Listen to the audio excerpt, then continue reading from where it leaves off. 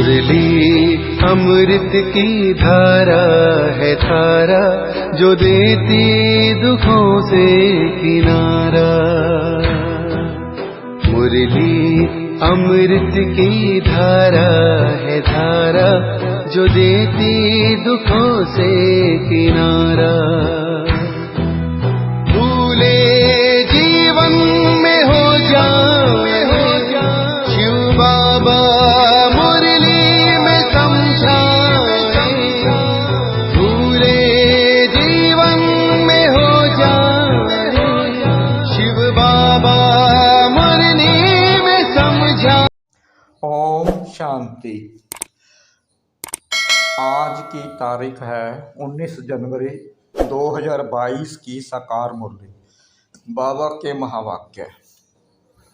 मीठे बच्चे कार्य व्यवहार करते बुद्धि का योग एक बाप से लगा रहे, यही है सच्ची यात्रा। इस यात्रा में कभी भी थकना नहीं। प्रश्न, ब्राह्मण जीवन में उन्नति के लिए किस बात का बल चाहिए? उत्तर, अनेक आत्माओं की आशीर्वाद का बल ही उन्नति का साधन है।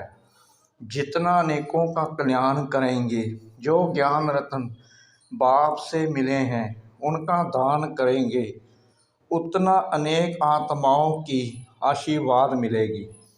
बाबा बच्चों को राय देते हैं, बच्चे पैसा है तो सेंटर खोलते जाओ, हॉस्पिटल कम यूनिवर्सिटी खोलो, उसमें जिसका भी कल्याण होगा उसकी आशीर्वाद मिल जाएगी। गीत, रात के राही थक मत जाना। रात के राही थक मत जाना, सुबह की मंजिल दूर नहीं, थक मत जाना, राही थक मत जाना, रात के राही। ओम शांति। गीत का अर्थ तो बच्चों को आपे ही बुद्धि में आना चाहिए। अभी हम सब हैं रूहानी राही। भगवान बाप के पास आत्माओं को जाना है। ऐसे नहीं कहेंगे कि जीव आत्माओं को जाना है। जीव आत्माओं को शरीर छोड़कर वापस जाना है। मनुष्य मरते हैं तो कहते हैं फलाना वैकुंठवासी हुआ, परंतु तुम जानते हो अच्छे व बुरे संस्कारों अनुसार पुनर्जन्म लेना पड़ता है। बुरे संस्कारों के कारण तुम्हारे सिर पर पापों का बोझा चढ़ा हुआ है, चाहे इस जन्म का व जन्म जन्मांतर का चढ़ा हुआ है। वह अब तुमको योग बल से भस्म करना है। बाप को याद करना, इसको ही योग अग्नि कहा जाता है। काम चिता पर बैठने से पाप आत्मा बनते हैं और इस योग अग्नि से फिर चढ़े हुए पाप भस्म होते हैं। तो ब्राह्मण बच्चे जानते हैं कि हम राही हैं, गृहस्थ व्यवहार में रहते, धंधा आदि करते, हमारा बुद्धि योग बाप के साथ है, तो जैसे कि हम यात्रा पर हैं। इसमें थकना नहीं है, बहुत पुरुषार्थ चाहिए। ज्ञान तो बहुत सहज है। प्राचीन भारत के योग की बहुत महिमा है, परंतु वह गीता सुनाने वाले कभी भी ऐसा नहीं कहते कि शिव बाबा ने योग सिखाया।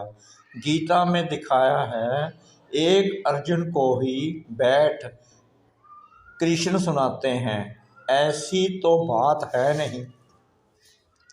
यह तो मनुष्य से देवता बनना है और पांडव सेना है जरूर। पांडवों की सेना को ही नॉलेज मिलती है और पांडवपति ही देते हैं। मनुष्यों को कुछ भी पता नहीं है। आगे चलकर बहुत लोग कहेंगे, बरोबर गीता के भगवान ने 5000 वर्ष पहले ज्ञान दिया था, परंतु यह पता नहीं है कि किसने दिया था। कल्प की आयु का भी पता नहीं है। अपनी अपनी मत देते रहते हैं। गांधी गीता, टैगोर गीता, अंदर में नाम यही डालते हैं। कृष्ण भगवानोबाज अर्जुन प्रति लड़ाई भी दिखाते हैं, परंतु लड़ाई की बात है नहीं। यहाँ तुम्हारी है योग बल की बात। उन्होंने नाम लगा दिया है लड़ाई का, जैसे चंद्रवंशी राम को बाण आदि दिए हैं। वास्तव में ज्ञान बाण की बात है। वह नापास हुआ इसलिए निशानी दे दी है, तो त्रेता युगी राम सीता का भी चित्र देना पड़े। घराने होते हैं ना, सूर्यवंशी घराना, चंद्रवंशी घराना। गीता में तो ऐसी बात लिखी हुई नहीं है कि भगवान ने गीता सुनाकर सूर्यवंशी चंद्रवंशी राजधानी स्थापन की। यह तो जरूर है कि गीता है आदि सनातन देवी देवता धर्म का शास्त्र। वह हिंदू कह देते हैं, अपने को देवी देवता धर्म का कह नहीं सकते क्योंकि अपवित्र हैं। यह जो कहते हैं झूठी माया झूठी काया, सो तो बिल्कुल ठीक है। झूठ खंड में झूठे ही रहेंगे, सच खंड में है सच। सचखंड स्थापित करने वाला सच बतलाते हैं। भारत जो पूज्य था वही अब पुजारी बन गया है। पूज्य जो होकर गए हैं उन्हों की पूजा कर रहे हैं। जो पूज्य घराना था वह अभी पुजारी है। इसलिए गाया जाता है, आपे पूज्य आपे पुजारी। पूज्य डिनेस्टी थी, अभी कलयुग में है पुजारी। शूद्र डिनेस्टी, सूर्यवंशी कुल, चंद्रवंशी कुल। तुम बच्चों को समझाना है कि भारत ऐसा था। चित्र तो है ना, सतयुग में भारत माला माल था। यह बेहद की हिस्ट्री ज्योग्राफी कोई भी नहीं जानते हैं। यह वर्ण भी समझाने के लिए जरूरी है। हम ब्राह्मण हैं ऊंचे ते ऊंचे, इसको कहेंगे नया ऊंच वर्ण। जब शादी करते हैं तो भी कुल को देखते हैं ना, तो तुम्हारा कुल बहुत ऊंचा है। भल ब्राह्मण तो दुनिया में वह भी बहुत हैं, परंतु संगम पर ब्रह्मा की संतान ब्राह्मण कुल होता है। वह यह नहीं जानते। यह नई बात है ना, मनुष्य समझते हैं इन्हों की शायद अपनी नई गीता बनी हुई है। यह तो तुम बच्चे जानते हो। बाप राज योग सिखा रहे हैं, हम सो देवता बन रहे हैं। हम रजाई स्थापन कर रहे हैं, ऐसा और कोई कह न सके। वे तो जो पास्ट हो गए हैं उन्हों की कथाएं बैठ सुनाते हैं। यहाँ हम महिमा तो गीता की ही करते हैं, तो मनुष्य समझते हैं यह गीता को मानते हैं। तुम जानते हो वह है भक्ति मार्ग की गीता, परंतु जिसने गीता सुनाई उनसे तुम अब डायरेक्ट सुन रहे हो। बंदर सेना भी मशहूर है, चित्र भी दिखाते हैं। Hear no evil, see no evil. अब बंदर को तो यह नहीं कहेंगे, जरूर मनुष्य के लिए होगा। भल सूरत मनुष्य की है परंतु सीरत बंदर की है, इसलिए हम उन बंदरों को कहा जाता है। बुरा मत सुनो, कान बंद कर दो। तुम बच्चे जानते हो यह है पुराना शरीर, इसे कुछ न कुछ होता रहता है। कोई की स्त्री मरती है तो कहते हैं पुरानी जूती गई, फिर नई खरीद लेंगे। शिव बाबा को तो चाहिए भी पुरानी जूती। नई जूती अर्थात नया शरीर, उसमें तो आना नहीं है। जो नए से नया था वही अब पुराना हुआ है। बाबा कहते हैं नंबर 1 में 84 जन्म इसने लिए है। जो नंबर 1 पावन सर्व गुण संपन्न है उनको भी पतित बनना पड़े तब फिर पावन बने। 84 जन्मों का हिसाब है ना, आपे ही पूज्य। वहीं श्री नारायण जब खुद पुजारी बनते हैं तो नारायण की बैठ पूजा करते हैं। वंडर है ना, पिछाड़ी के जन्म में भी लक्ष्मी नारायण की पूजा करते थे, परंतु देखा लक्ष्मी दासी बन पांव दबा रही है तो वह अच्छा नहीं लगा, तो लक्ष्मी का चित्र उड़ाकर सिर्फ नारायण का रख दिया। वहीं आत्मा फिर पुजारी से पूज्य बनती है। तत् तबम सिर्फ एक तो नहीं होगा ना। सतयुग में बच्चे पैदा होंगे तो वह भी प्रिंस प्रिंसेज होंगे ना।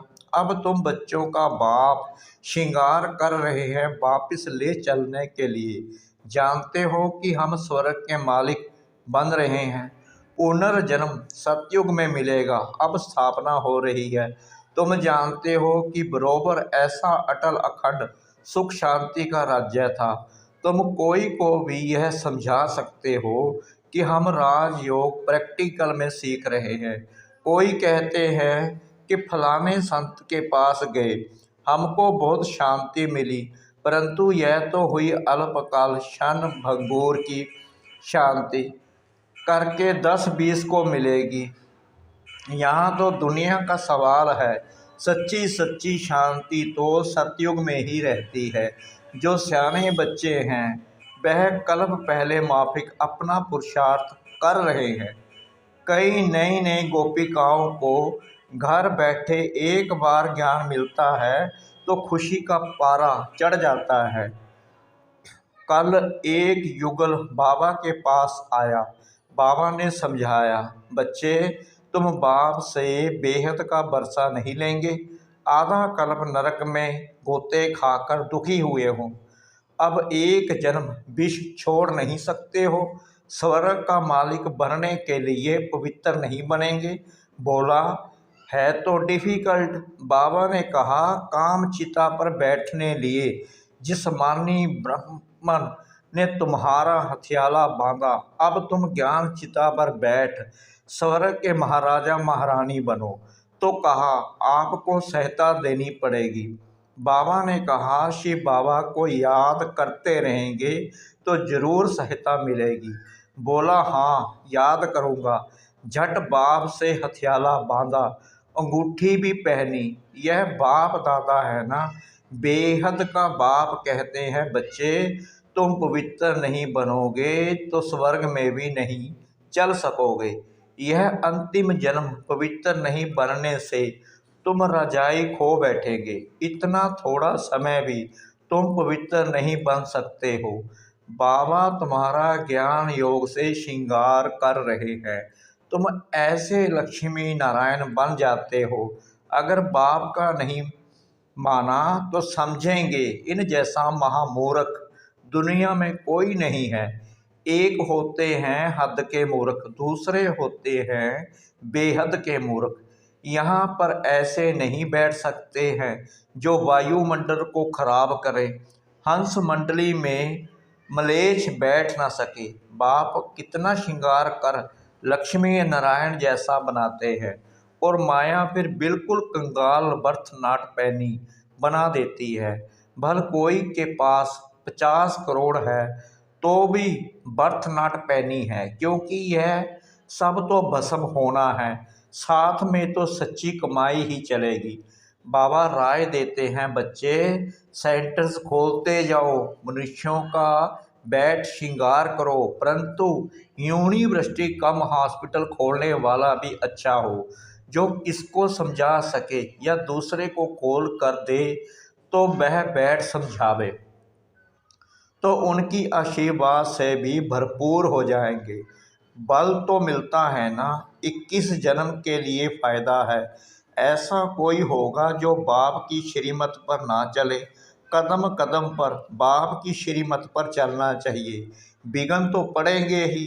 बांदेली गोपिकाओं पर कितने सितम होते हैं, इसमें निर्भय होना होता है। बाप की महिमा है निर्भय निवैर, हमारा कोई से बैर नहीं। बाप श्रृंगार कराते हैं तो उनकी सर्विस स्वीकार करनी चाहिए। बाबा क्यों नहीं, हम आपकी श्रीमत पर चलेंगे, हमारा तो इसमें बहुत कल्याण है। हमारे पीछे बच्चों आदि का भी कल्याण है। हर एक को सच्ची यात्रा पर चलने का रास्ता बताना चाहिए। झगड़ा होगा, अबलाओं को सहन करना पड़ता है। नहीं मानते हैं तो समझो हमारे कुल का नहीं है। मेहनत करनी पड़ती है, कहाँ से हमारे कुल का निकल पड़े। फिर भल प्रजा लायक भी बने, औरों को भी प्रजा लायक बनावे, यह भी अच्छा है। प्रजा भी तो बनानी है ना। मनुष्य से देवता बनाना यह कार्य बाप के सिवाय कोई कर नहीं सकता। तुम ब्राह्मण हो ऊंच ते ऊंच, वह है नीच ते नीच, तुम हंस वह बगुले, तो जरूर झगड़ा होगा, अत्याचार होंगे। माया रावण ने सबको बर्बाद कर दिया है। बाप आकर आबाद करते हैं, सालमेंट बनाते हैं। पिछाड़ी में बादशाही तुम्हारी होगी। लड़ाई के बाद भारत माला माल बनता है। वह तो जानते नहीं कि इस महाभारी लड़ाई के बाद ही भारत स्वर्ग बनता है। तो अब बच्चों को बहुत अच्छा पुरुषार्थ करना है, भाषण भी रिफाइन करना चाहिए, शंख ध्वनि करनी है, नहीं तो कहेंगे इनके पास शंख नहीं है, भल कमल फूल समान है, चक्कर भी है परंतु शंख नहीं है। बाबा कहते ज्ञानी तो आत्मा ही मुझे प्रिय है। गोपियां भी मुरली पर मस्त होती थी, कृष्ण ने तो मुरली नहीं सुनाई। यह है श्री कृष्ण की आत्मा का अंतिम जन्म, जो चक्कर लगाकर आई। अब इनको नॉलेज मिली है, तुम जानते हो यह है पुरानी दुनिया, इनको फारगति देनी है। अब तुम नई दुनिया के मालिक बन रहे हो।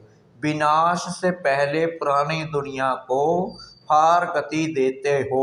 अगर फारगति नहीं देंगे तो नई दुनिया से योग भी नहीं लगेगा। रावणपुरी में 63 जन्म दुख भोगते हैं, अब इसको फारगति दे दो। देह सहित जो कुछ भी है इन सभी को फारगति दो, फिर तुम अकेली आत्मा बन मेरे पास आ जाएंगे। अच्छा मीठे मीठे सिकला दे बच्चों प्रति माता पिता बाप दादा का याद प्यार और गुड मॉर्निंग। रूहानी बाप की रूहानी बच्चों को नमस्ते। हम रूहानी बच्चों की रूहानी बाप दादा को श्रद्धा भरी प्रेम भरी नमस्ते। शुक्रिया बाबा, शुक्रिया बाबा, शुक्रिया बाबा इस मीठी मुरली के लिए। धारणा के लिए मुख्य सार नंबर 1, ज्ञानी तो आत्मा बन शंख ध्वनि करनी है, हर एक को सच्ची यात्रा सिखलानी है, अपनी प्रजा तैयार करनी है। नंबर 2, बुद्धि से पुरानी दुनिया को फारगति देना है, नई दुनिया से बुद्धि योग लगाना है, निर्भय निर्वैर बनना है। वरदान, व्यक्त भाव की आकर्षण से परे अव्यक्त स्थिति का अनुभव करने वाले सर्व बंधन मुक्त भाव, प्रवृत्ति में रहते बंधन मुक्त बनने के लिए संकल्प से भी किसी संबंध में, अपनी देह में और पदार्थों में फंसना नहीं। संकल्प में भी कोई बंधन आकर्षित ना करे, क्योंकि संकल्प में आएगा तो संकल्प के बाद फिर कर्म में भी आ जाएगा। इसलिए व्यक्त भाव में आते भी व्यक्त भाव की आकर्षण में नहीं आना, तब ही न्यारी और प्यारी अव्यक्त स्थिति का अनुभव कर सकेंगे। स्लोगन, बाप के सहारे का अनुभव करना है तो हद के किनारों का सहारा छोड़ दो। बाप के सहारे का अनुभव करना है तो हद के किनारों का सहारा छोड़ दो। लवलीन स्थिति का अनुभव करो, परमात्मा प्यार में सदा लवलीन खोए हुए रहो, तो चेहरे की झलक और फलक अनुभूति की किरणें इतनी शक्तिशाली होंगी जो कोई भी समस्या समीप आना तो दूर, लेकिन आंख उठाकर भी नहीं देख सकती, किसी भी प्रकार की मेहनत अनुभव नहीं होगी। ओम शांति।